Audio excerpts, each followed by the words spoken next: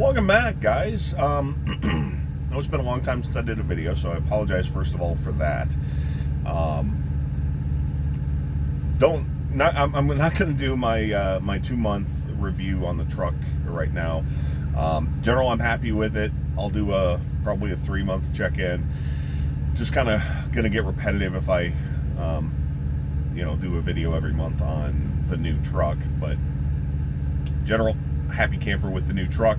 Like I'm pretty happy with the automated manual transmission at this point. But I wanted to touch on something that happened yesterday.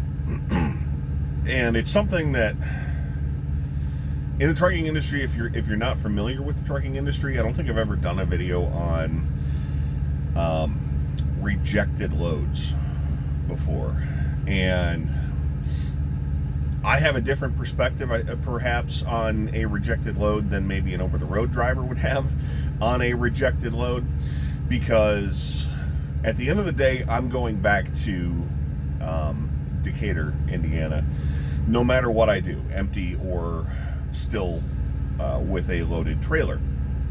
So to touch on rejected loads, if you're not familiar with the concept or what a rejected load is, what happened to me yesterday is I showed up at the receiver. I was on time, and they already knew before I got there that they were not going to be able to take delivery yesterday.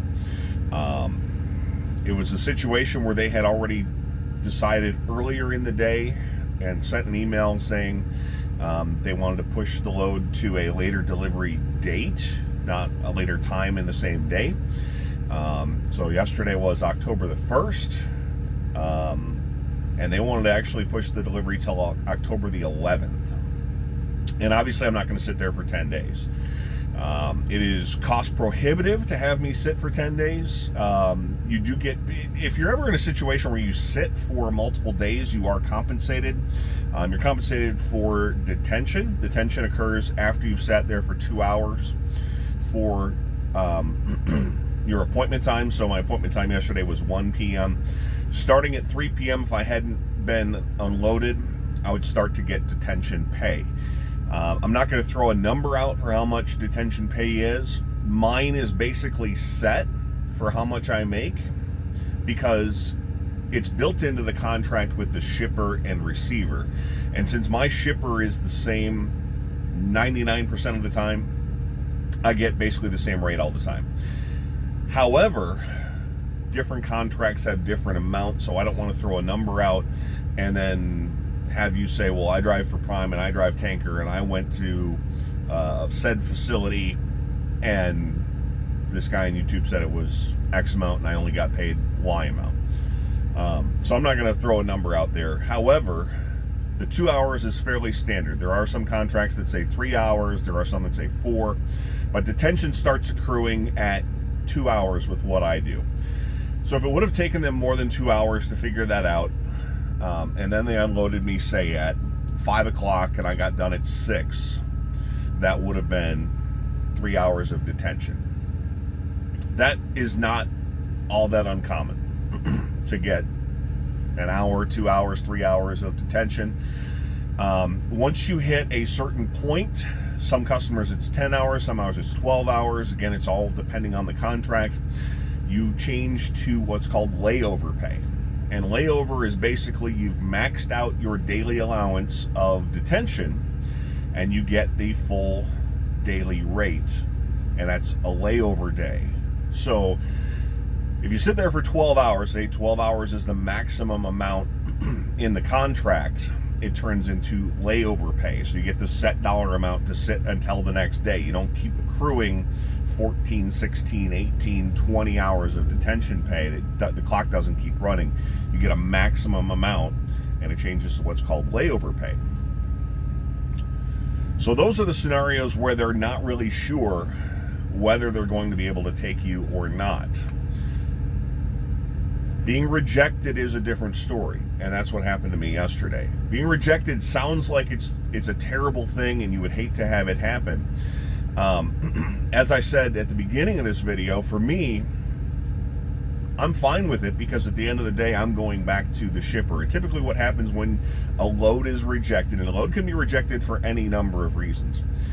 It can be rejected because the customer doesn't have enough room to unload for multiple days. And they're going to do the math. They're going to figure it out. It's not up to you to say, if we have you sit here for 5 days, it's cheaper for us to ship that product back than to have that driver sit here, to ship it back and then have it redelivered 5 days from now.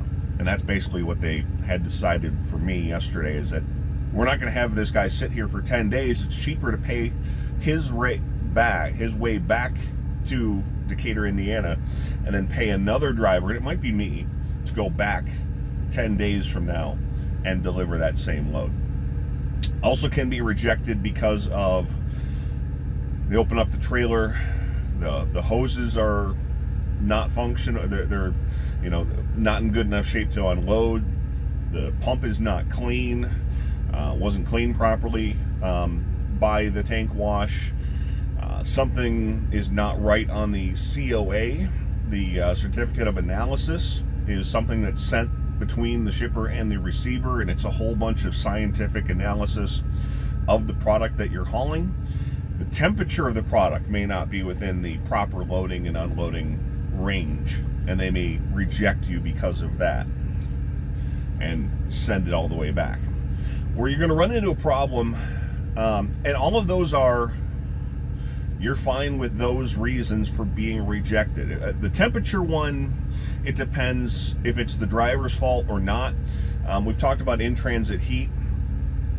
If you are told you have to run in-transit heat and the temperature has a loaded temperature of, say, 140 degrees, and you get to the receiver and you didn't run in-transit heat, and then the temperature is 120 degrees or lower, and then you can't unload the product, then the driver is going to be responsible. If you run in transit heat and it does cool off, then that's not really your fault. That could be a quality problem with the product.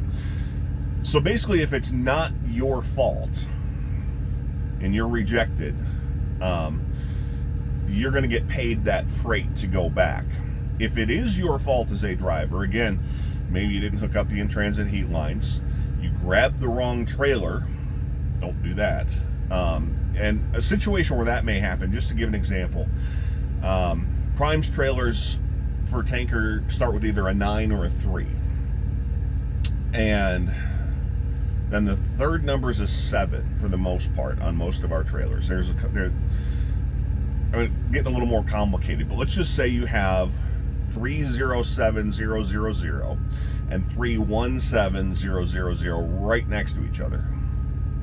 And you are assigned, and your bills say 307000, and you grab 317000 because you're in a hurry, that's the driver's fault.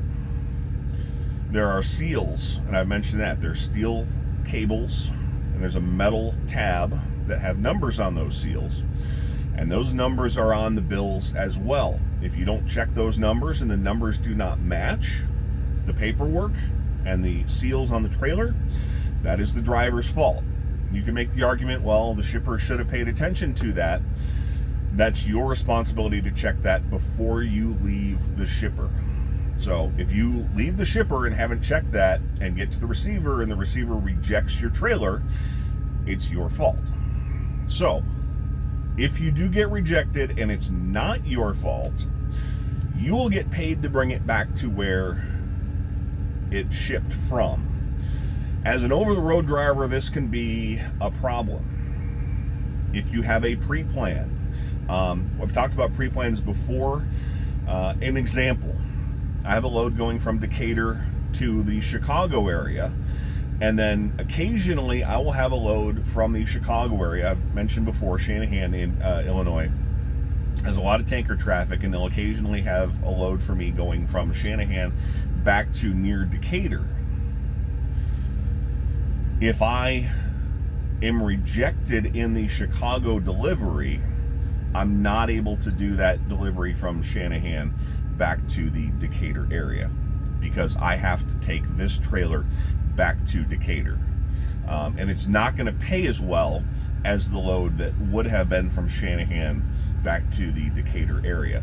So your return, and for me, like I said, 90% of the time, if I'm rejected, it's not a bad thing, because I'm not paid for the miles from delivery, deadheading is called, back to Decatur, Indiana. And if you're familiar and if you've paid attention to some of my videos about how does leasing work, you will get paid 100% of the fuel surcharge plus half of the line haul. Plus you get paid all of the line haul and all of the fuel surcharge for the delivery. So you get paid as if you delivered it, plus an additional 50% of the line haul, plus an additional 100% of the fuel surcharge. So for me, I'm going back anyway, and it's more or less free money to take that product back. It's time and headache sitting waiting, because it took them a little over 2 hours to figure out, even though they knew that they weren't going to be able to receive the product yesterday, it still took them a couple of hours to figure out that they needed to send me back. Again, an over-the-road driver who might have a load set up for after the delivery, and again, I'm just using an example of a delivery in Chicago, maybe picking up in Shanahan. In an example, they're not going back towards Decatur, they might be going somewhere completely else. They might be going down to the southeastern part of the country, and that load may pay very well, a couple $1,000s perhaps even. They're going to lose out on that load, having to take the existing trailer back to Decatur. So that's where being rejected is a downside. From my perspective, it's money that I'm not making regardless of what I do, unless I have that rare situation where, again, I had a Decatur to Chicago and then Shanahan back to Decatur. So that's what rejected is. There's a number of reasons you can be rejected. Do your job so that you do not be the reason for that rejection. Wrong trailer, wrong seals. Make sure the in-transit heat is run on loads that require in-transit heat. If they don't require in-transit heat and the temperature is not up to what they're required, that's not your fault. If they do say run in-transit heat, you better make sure you run in-transit heat, because if they can't unload the product, that's your fault.